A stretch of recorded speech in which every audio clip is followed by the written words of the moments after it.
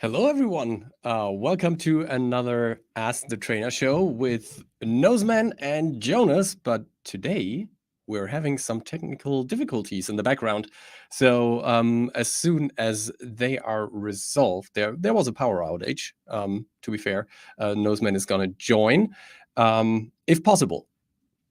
And if not, I'm going to take care of the questions alone today. And yeah, I'm happy that you're all here. That's cool. So yeah, let's get started with a little bit of housekeeping. And I want to start by showing a few things here. So what you see here is our new landing page that is thanking you for joining the live streams. And on here, you can find some interesting links for the Max on Events page, the Max on Training Team YouTube channel, where you can find all the recordings, Cineversity, where you can go to learn all of our applications, and also the free t-shirt site that I'm going to show later. So, and then there is this interesting section where you can ask questions. You can now, for the time of the stream, you can ask your questions in the chat, of course. Please use a capitalized question in the beginning so that I can filter the questions out more easily, because right now I'm alone today. And yeah, after the session, if some questions are coming up, you can use this sheet here and submit your question. All right, good. So that being said, let me go to the other side here. So you're now and today going to witness my ability or disability to multitask. So this is going to be an interesting one. But let me jump into Cinema 4D here. And I already prepared a few things, but I want to reply to some questions that I saw that came in using the form that I just showed you. And by the way, I just showed you this, and this is already the first interesting situation with me multitasking. So let me go to the chat here and post the link. And also, let me just show you the QR code here, because you can, just enter your questions using your mobile devices, and therefore you can scan this QR code. I will show it later again, but here we go. Let's go with the first question that came in.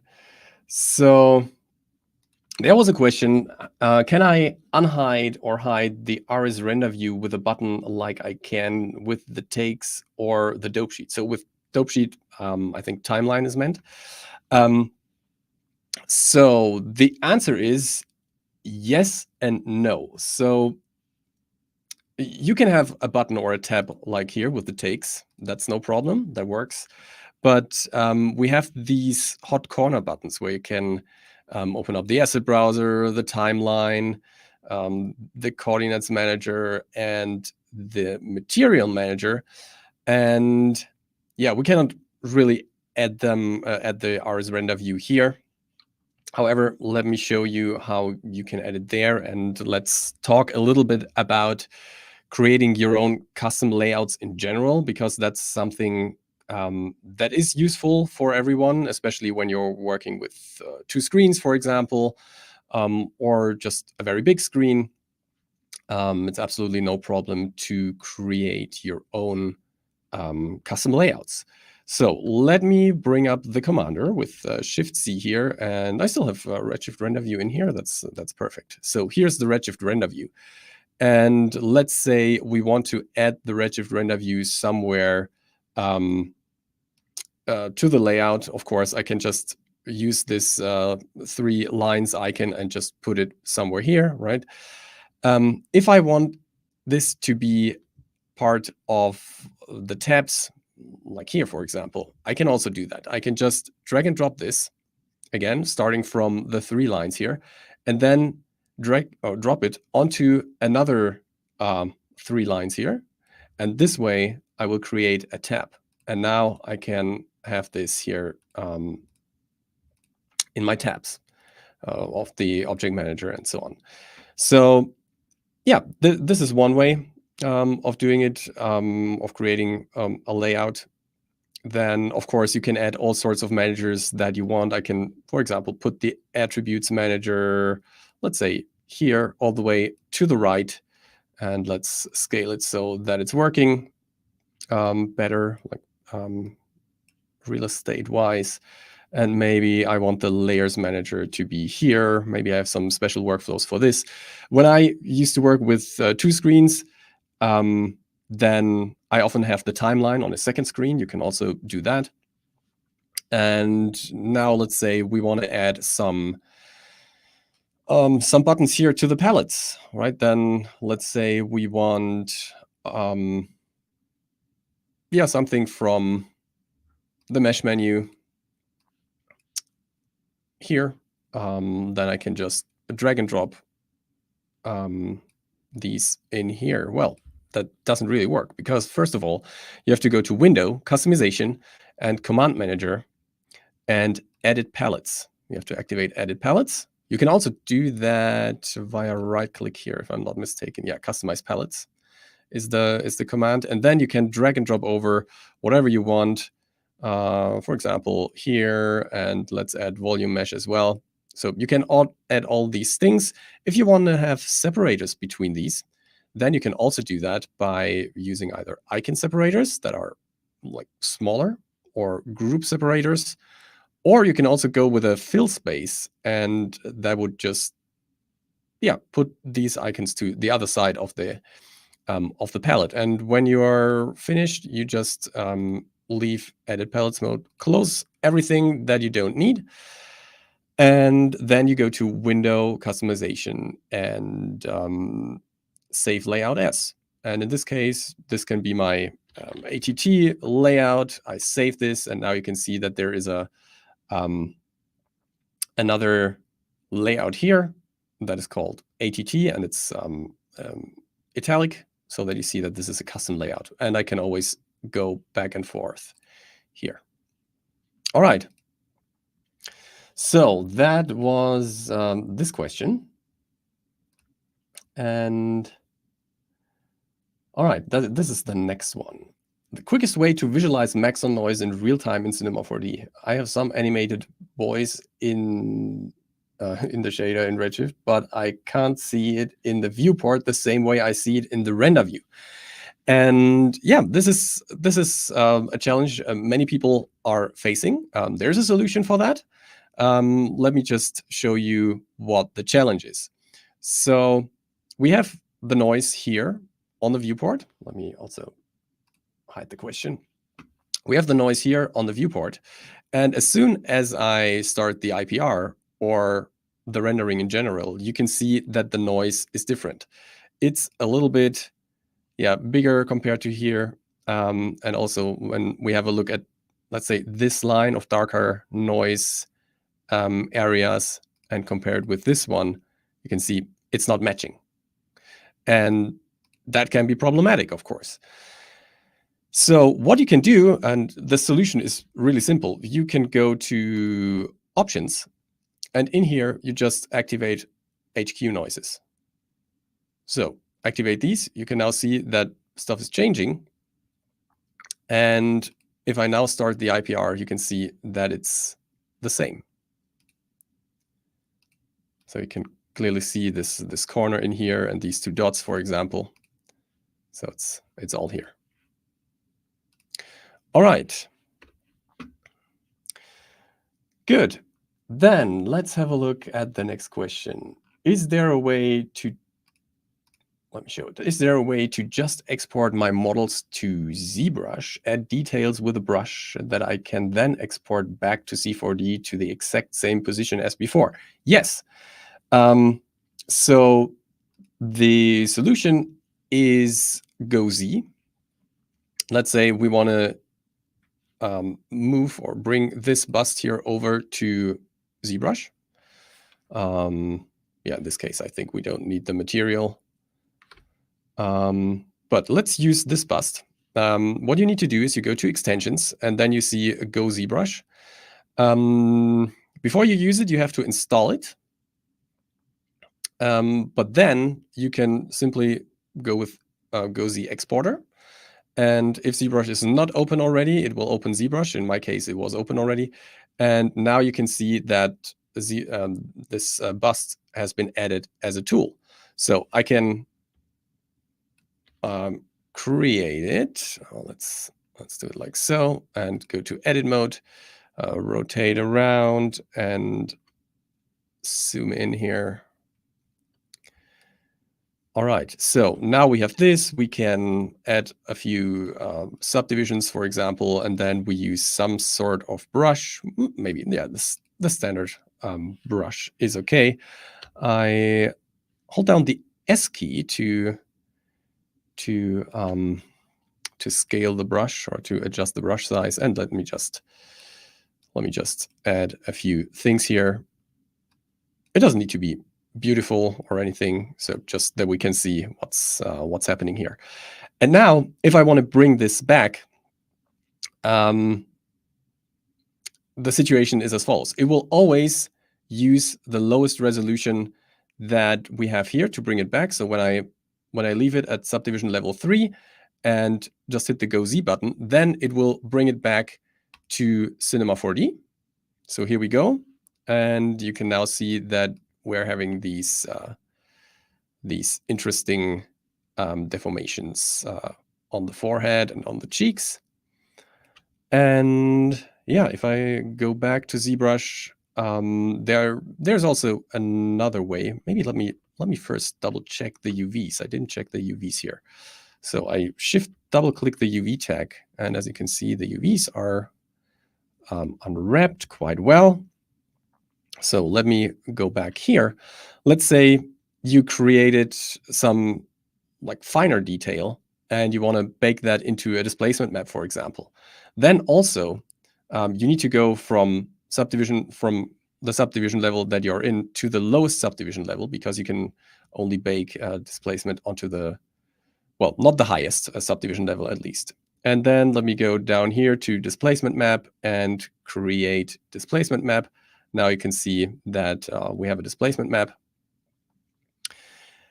And yeah, now when we bring this over, again, using Go Z, you can see that it's being replaced. There are new things that have been added. It's the subdivision surface weight tag, also the Redshift object tag, and material has been created. And this is an interesting one. So what's happening in here is, when I double click this, a special material has been created. And yeah, the displacement has been added here into the displacement node, and then into the displacement of the output node. If we had a normal texture as well, it would even create a ZBrush or Go Z material node. And yeah, the other interesting thing that happened here is that it added the Redshift object tag with the geometry settings set up already. So the tessellation is set up. I personally would deactivate screen space adaptive. And let me also create some shadow here on my camera. Otherwise, I'm having this weird lens flare stuff. But the maximum displacement and displacement scale, they are also being adjusted automatically to the size of the object. And now when I render this, it should actually work quite well. Let me go here. There's some color texture. Maybe let me get rid of this. And oh, there's an emission of 1. Good. Let's do it like that. So now it's looking good again. So yeah, these are workflows that you can use here, and you can bring everything over to ZBrush and back. So Go Z is quite quite great when it comes to these tasks. All right, let me go to the next one. Oh, that is a good one. So somebody wrote, I'm worried about the asset browser database getting too large for my limited hard drive space because of some compatibility issues. I have to run both R26 and 2024.3 versions of Cinema 4D. So yeah, if I'm not mistaken, with R26, I think we already had the asset browser. So the asset browser, no matter how many versions of Cinema 4D that are having the asset browser you're using, will refer back to the same database. So if you downloaded an asset, let's say an HDR texture with a later version of Cinema 4D, it will also be downloaded for the other version that you're using. It's different with older versions where we had the content browser, because that was a library that you had to download. You had to download everything. The asset browser is an online thing, so you only download what you need. In case you need to clear the cache here, or all the files that you downloaded, you can open the asset browser, go to Edit Browser Preferences, and then here you can clear the downloaded. So yeah, I have everything downloaded, and it's almost 75 gigs. So yeah, it's a lot of data, but it's also great stuff in there. Okay, so let me go to the next question. I have a cloner of columns. Is there a way to scale the height of that cloner, follow another curved spline? Right now, all I can think of is bool the cloner with that extruded spline. Well, that's already a possible solution, yes. What you could do, I even think it's the best solution. It's how I would do it. I just want to show you another way of doing that, maybe. So let me create this cylinder, and let me go with 400 centimeters in height, and let's move it up. I'm going to hold down Shift so that I use the quantized movement. And yeah, now the column is up here, and I'm going to put that cylinder here into a null, and the null is going to be at the bottom. So that is important now. As soon as we throw this into the cloner will use the null as the axis for all these clones. And let me adjust the mode to linear, and we're going to create some more of these, not in Y direction, but in X direction. Okay. So now the challenge is scaling these based on some sort of spline or so.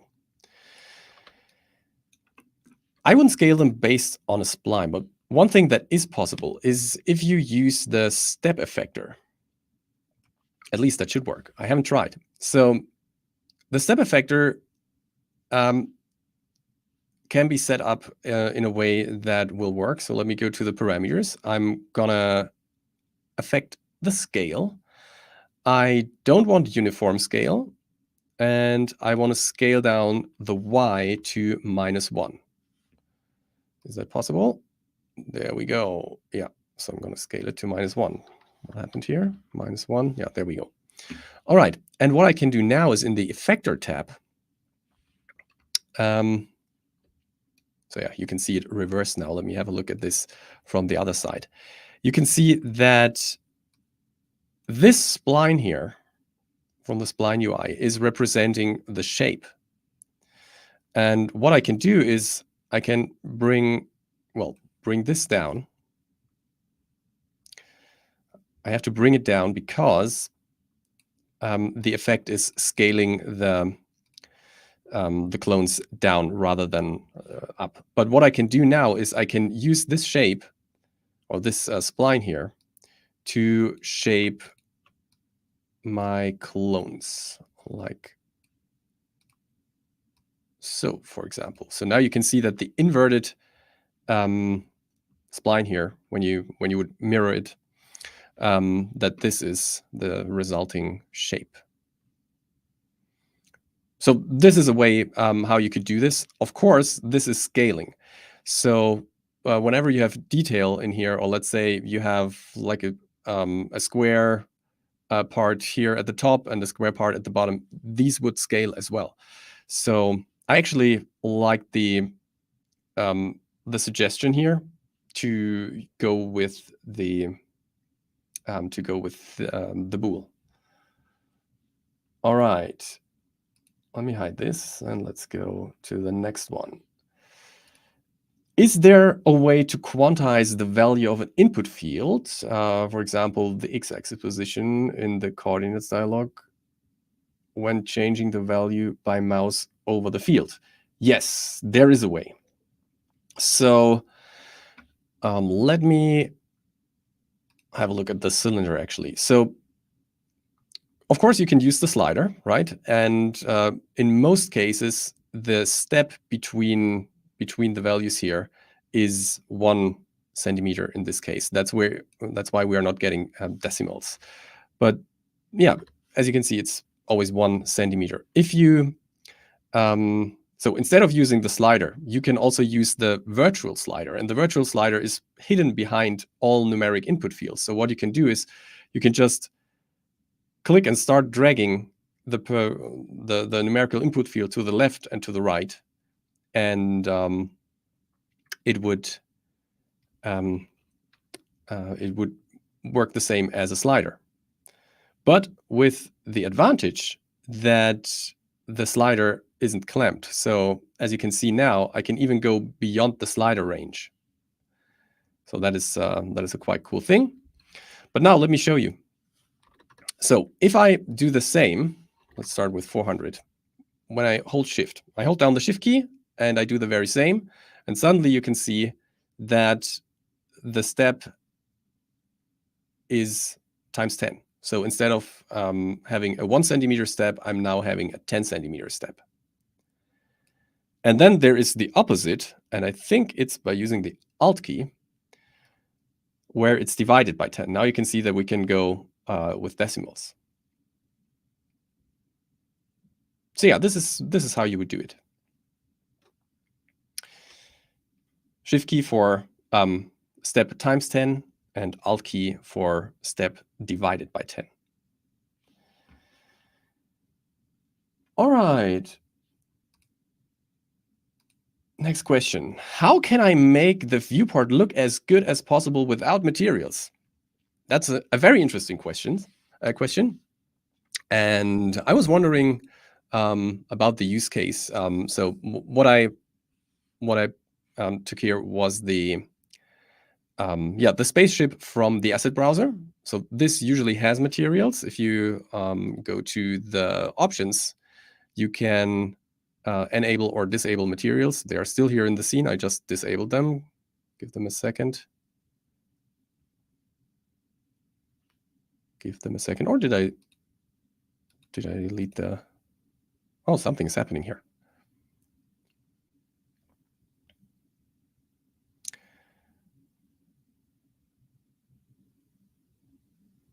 Give my computer a second.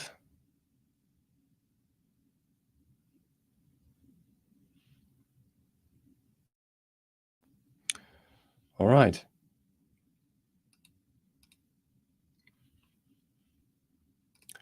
Let me have a look here. This is going to be solved soon. I'm just going to restart Cinema 4D here.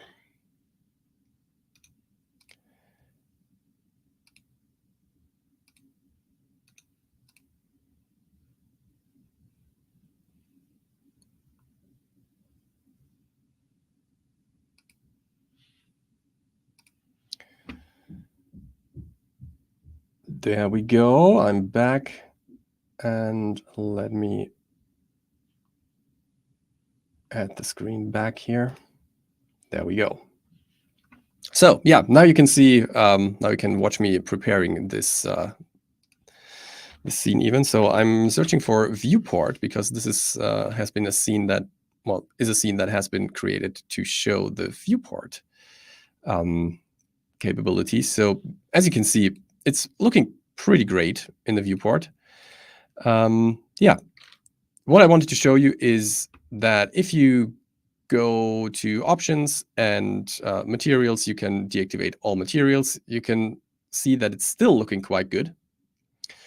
And the reason for this is that some of the effects have been activated, and also some of the lights are enabled here. So if I disable the lights and I go to options and deactivate all of these effects, by the way, you can also go to View and Configure, Shift V, and then to the Effects tab. And here you can activate and deactivate these as well. We can also make the environment invisible. So now you see what you would actually see when you model this, right? So adding an environment is already an improvement because, yeah, it's looking a little bit more crisp when it's when it has a black background. But here are some other things that are interesting. So the reflections are on by default, but shadows, definitely shadows are a must. Lights are a must because without light, no shadow. And like this is already looking quite good. One thing that I always like is SSAO, screen space ambient occlusion. So when I activate this, you can see that there is a lot more contrast here. It's not using the default settings. So by default, I think it would be 20, 200, 1, and 16 in here. So this would be the default setting. But yeah, if you want to increase the range, like so, now you can see that stuff has changed, but it's not strong enough. So let me bring the power up so you can really make this very contrasty. Or, well, that's something that I just learned now. You can even go negative here. So, but let's go positive. And yeah, we can adjust the samples to add more quality. We don't really need that for now. But another thing that we can do, of course, is always add tessellation. If you have, well, it's a texture thing, so you would need a material for that. But you could add tessellation to show displacement in the viewport, and depth of field is also something that is quite interesting. Of course, it depends on your camera and the settings, and like in this case, that's a physical camera. You would have to go down with the f-stop, of course, and the same with the Redshift camera. Both are supported. But yeah, that's pretty much how I would make the viewport like more crisp without materials. But most of the time, materials are doing the trick. Whenever you have materials in the scene, it also makes sense to go to the viewport section, and this is also available for standard and Redshift materials, and play with the texture preview size, because sometimes the textures are not crisp in the viewport because the default size, default texture size is, I think, 128 by 128. And yeah, if you put it to 1K, it will be, you will get way crisper textures.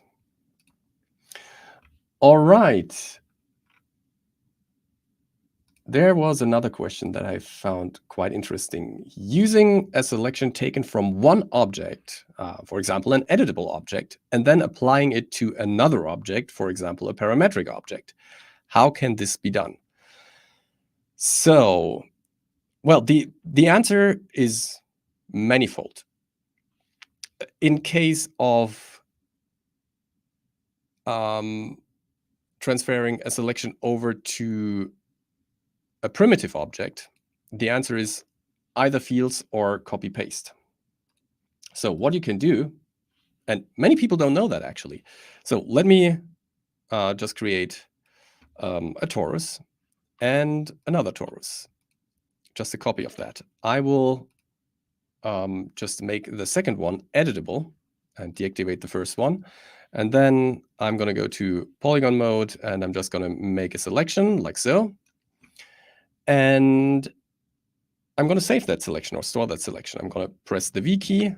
I love the V key. It's bringing up the global menu, and then I have the select here, and I can store this selection. So now I have this selection stored here. So what you can do, actually, let me activate the torus now instead, is you can just copy this over or move this over. And because the polygon count is the same and the polygons are, well, it's basically the same object, you can just have this polygon selection on the parametric torus, and it will just work. Let me create a material so that we can see this better. Something like this, and edit here and restrict it using the selection. So even on the torus, you can, on the parametric torus, you can see that the selection is intact. It works until I change the count of segments. So now you can see that it's falling apart because the polygon IDs are not matching anymore. However, there is another thing that we could do. So let's say we are starting from here and going to the other one. In this case, it doesn't really matter how different the topology is. What we can do as well is we can right-click the parametric object and go to Other Tags and create a polygon selection. And then we could use fields to create the selection. With polygon selections using fields on primitives, yeah, the input for the selection needs to be parametric. So the cool thing is we have a static selection here, but we can still reference one tag in the other tag. And this way you can see that I'm again having the selection here on this torus. So that works as well using fields. And if you want to bring over selections from one object to another and topologies are very different, you could also go to the character menu, managers, and then you have the vamp here. And then you could use a source object and a target object. And say you want to bring over the polygon selections and transfer the maps. Let me just show this to you. So we have this torus here. We create a copy. And let's say we want to use, well, let's delete the polygon selection because otherwise it doesn't make sense. So torus 1 is the source. The second torus is the target. We're going to bring over selection, polygon selections and transfer the map. And now you can see that there is a selection tag on the second one as well. And if I double click it, it's the same map. So yeah, it's the evaluation method is near surface by default. There are many others as well. In this case, it just 100% matches because it's the same topology. But yeah, it's an approximation. If things are, well, if topologies are different. All right, so these are the questions that came in through the form, which is amazing. So keep using the form. And now I'm going to have a look at the live questions. Okay.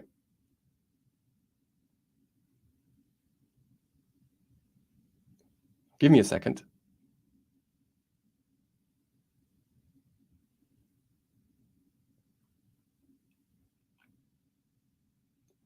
So first of all, Nathan was asking the question, where am I supposed to ask questions? In the chat, please. In the chat, please. If the session is over and I didn't reply to your question, then you can also use this QR code to ask your question on a nice site that we prepared for everyone, which is this one here.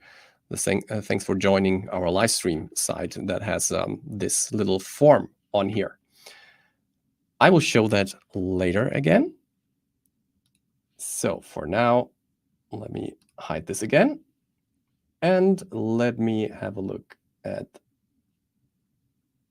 the questions. So, good question. What happened to demystifying post-production?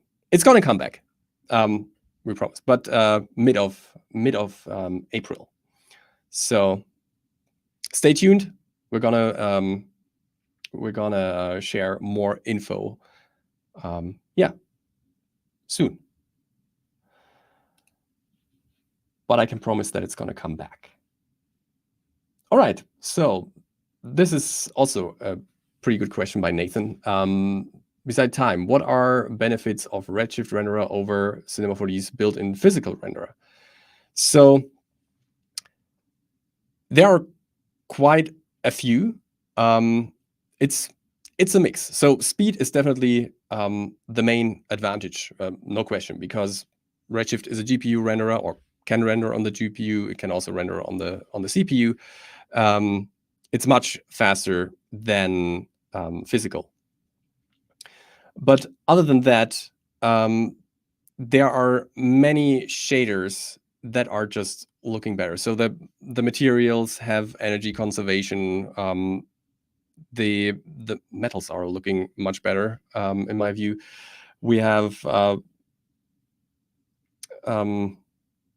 subsurface scattering, for example. It's also incredible. There are a ton of shaders that are just looking more realistic and are also much faster. I also like the AOV system of Redshift better because it's more flexible.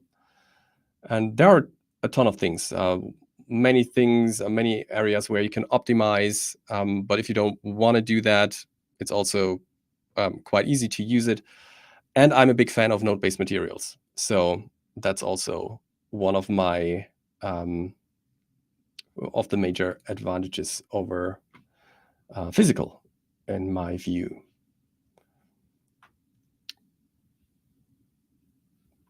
All right, let me go through the questions a little more.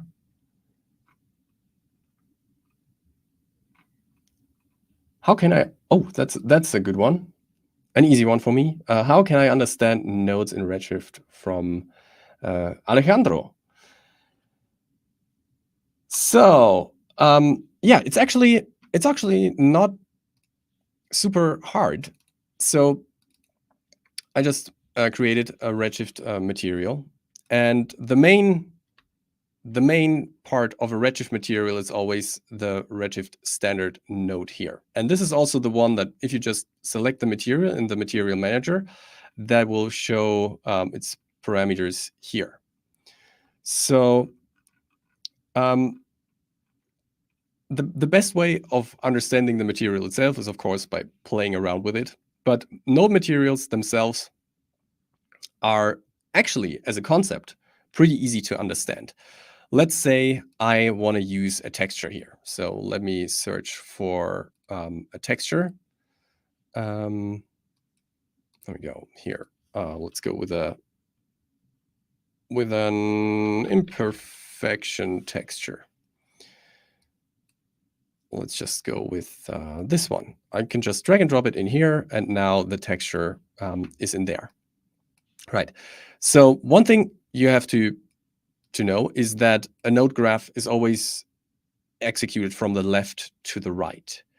So you define a node, a property, in this case, a texture, and then you just pull a wire here from the output. Outputs are always on the right, and put that into an input of another node, in this case, the standard material. And now you see that we have the texture showing up here. It's easy to read, and the other thing is, what I really love about node materials is that you can use one node in multiple inputs. So I could use the same input here in opacity. I could use it in the roughness and in the metalness. That doesn't make sense for now, but I can do that. So I have one texture to rule all of these parameters, which is amazing. And also, I can, for example, alter the texture over time. So I could just double click here in an empty field, and let's say I want an invert. So I choose a color invert, and I just put it on here onto this connection, and suddenly I don't have like the original texture to go into opacity, but the inverted texture. So everything that used to be black is now white, and everything that used to be white is now black. Or I can use a ramp to do like a recolorization. For example, I could map this gradient here from black to white onto something that is very colorful. Let's just go with this one here. Yeah, there are so many things you can do here, but the interesting part is, and that's the overall concept, you read it from the left to the right, and that's the main thing basically, and that you can use many or one node to drive many parameters simultaneously. That's just amazing. But you will get used to that. There's actually a great tutorial or great live stream recording from our very own Ellie. And maybe I can share that in the chat. Let me search for it here. Give me a second.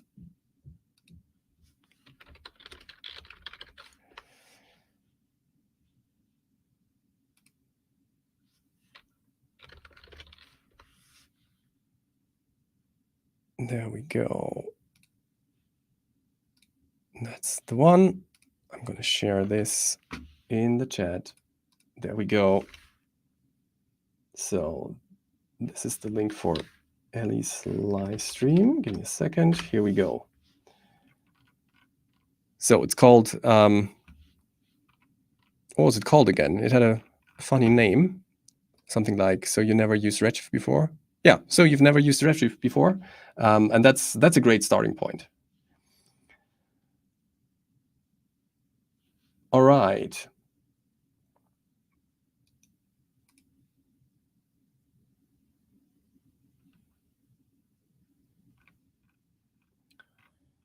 So here's a question that I like very much by Mariana.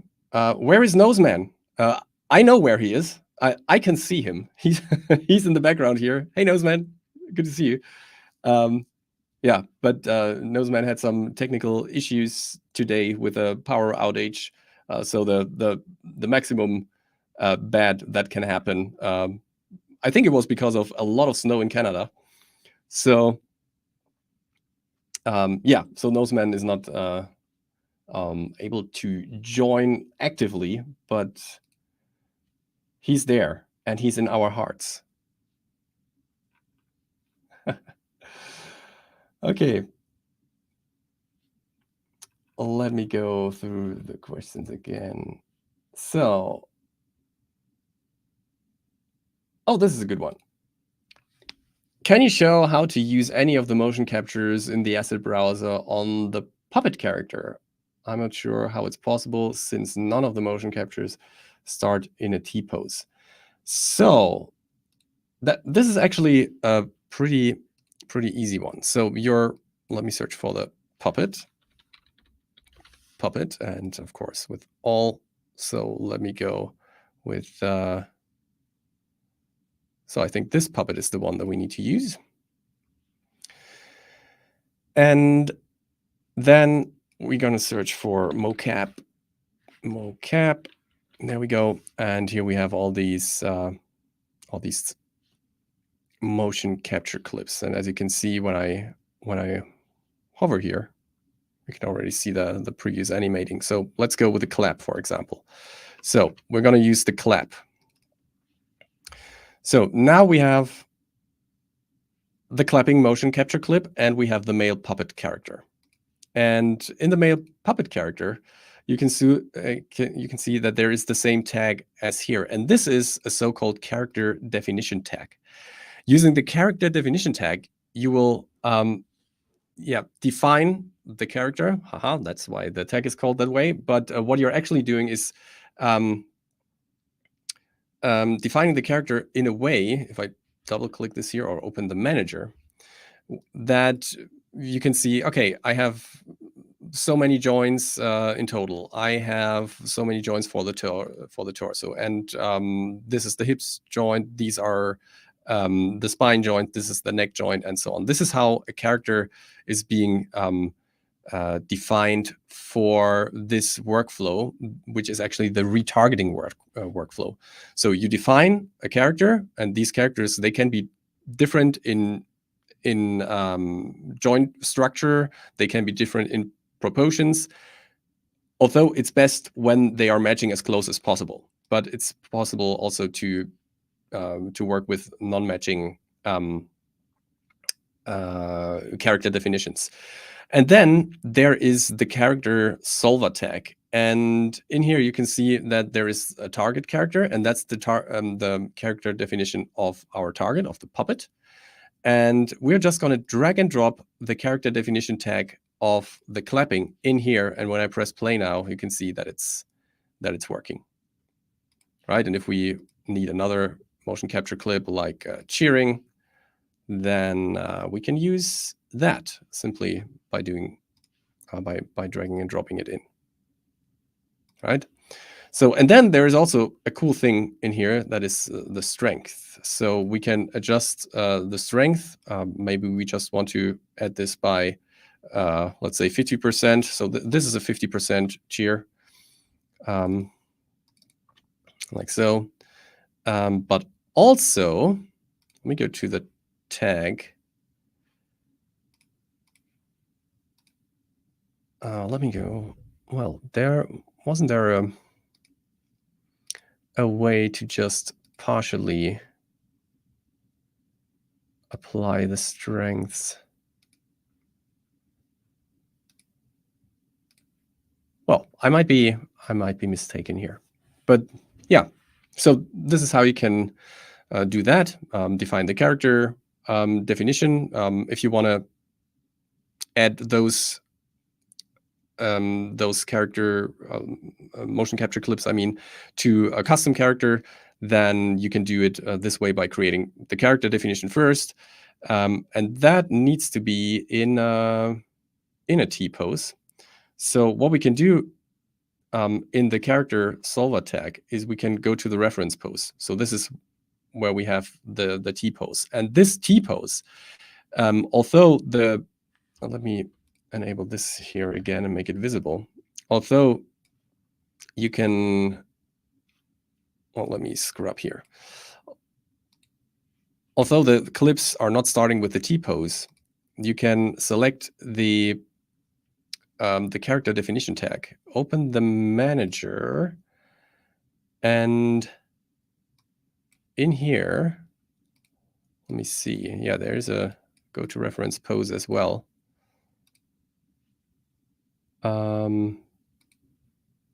But yeah, that might be only possible for the target. Let me see. That is something that I have to investigate.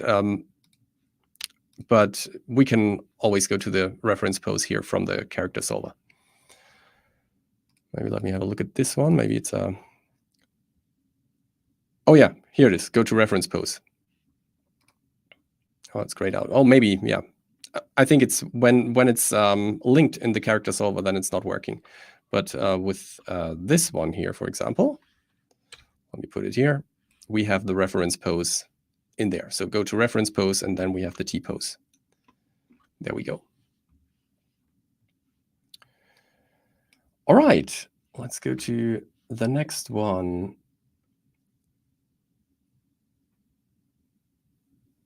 Could you please show if you can apply a vertex map on a correction deformer? A vertex map on a correction deformer. Oh, that is an interesting one. Let me create a little setup here for that. So the correction deformer is actually a deformer that that works pretty similar to a subdivision surface cage. So let me create a sphere. Let me add the correction deformer from here as a child. So I hold down the Shift key to make it a child. And then I'm gonna add another object. Wait, let me see. Let me see. Now I'm a little bit I'm blanking at the moment. I'm sorry for that. So, but the cool thing is with everything, you just right-click a parameter, go to Show Help, and then you can read about the correction deformer. So, oh yeah, that's it. Sorry, I got confused here. So, actually, what you can do is with deformed meshes, you can correct these. If you want to use a vertex map to restrict it, I would go through fields and just, let me see, like so, just create a vertex map on that sphere. I'm going to use the paint tool for that. So now we have a vertex map tag, and I can just add the vertex map tag in here. So this is how I would mask the effect of any deformer. This is how it works. It's not like a thing that is restricted to the correction deformer. This would also work with any other deformer.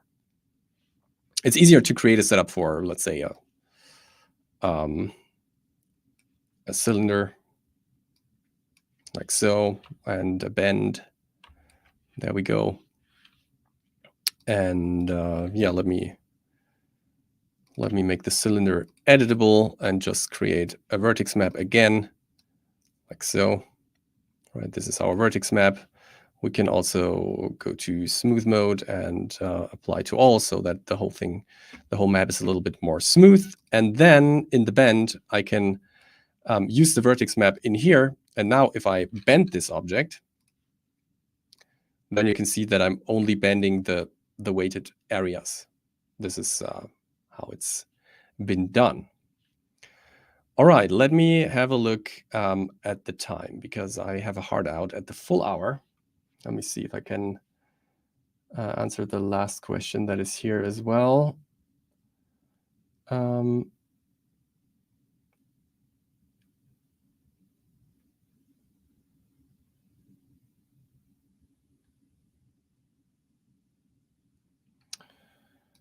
So the question is, I need to access the individual points of a tube object and keep it editable while applying a vertex map with a linear field, so I can access different sections of the tube to texture differently. So you need access to the points. It needs to be editable. Well, that's an interesting one, because there are many things on top of each other. So what you can do is there is a deformer for that, actually, and that is the mesh or cage deformer, mesh deformer. There we go. And here you can define a cage. So if we just create a copy of that torus and make that editable, then we can use this as a deformer for the parametric torus by using this as a cage, initialize, and now we should have access to the points and can move them around. Let me see here. Surface. Yeah, there we go. We need to set this to surface. Okay, so we have access to the points now, although this is a parametric object.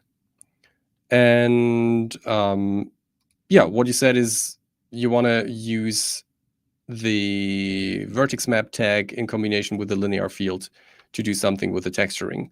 So yeah, that's how you would do it. All right. Cool. That is pretty much everything that I can show today. As I said, I have a hard out at the top of the hour, so let me jump back to the housekeeping. And again, thanks for joining our live stream. You can enter this site by going to the link that I'm gonna paste in the chat here.